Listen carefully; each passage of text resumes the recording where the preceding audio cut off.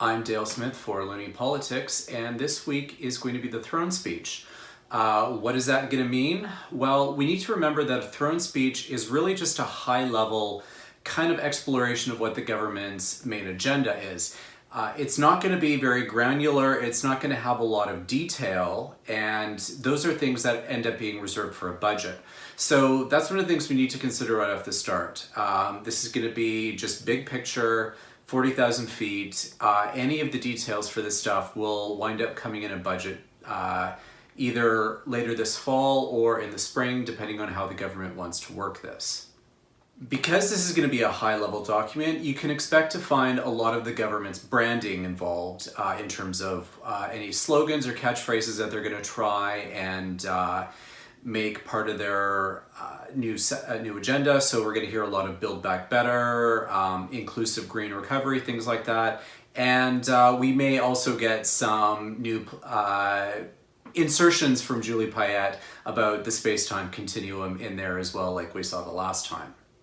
In terms of the green and inclusive recovery, those are going to be just signals that the government is going to send, and we probably won't get any particular details on some of those measures until later on, either in an economic update or a budget.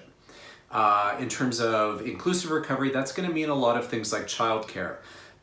In order to recognize that this particular economic crisis has been different from previous ones, we need to remember that because women have been so much more impacted and because school closures and so on have meant that they are taking on more childcare duties and many of them are quitting jobs, it's going to be important for the government to ensure that childcare is made available so that women can get back into the workforce. I would expect to see a lot of that in the throne speech, whereas the green recovery will be mostly, again, high-level stuff about the Build Back Better, ensuring that, you know, when they do have any kind of stimulus measures or so on, that there's going to be kind of a green lens involved. And that may include also some kind of job retraining for people in sectors who have been impacted, particularly like Alberta and Saskatchewan.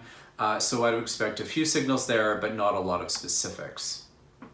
We also need to remember that the government has a number of things on their agenda that they need to get done right away. This includes legislation to transition CERB to EI reforms and a new recovery benefit for people who don't qualify for EI.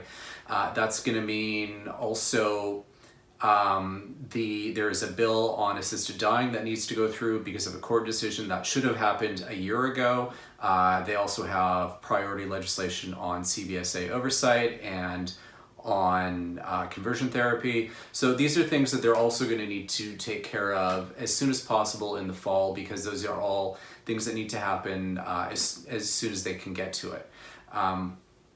The broader things like green recovery and so on, I would expect to wait further, probably the spring, because that's also going to be dependent on the government's new climate plan that they plan to send to the next COP meeting, which won't be till next fall. So they've got a little breathing room there, and I would imagine that any of their plans they would want to make sure fit into that framework before they start making them. For Looney Politics, I'm Dale Smith.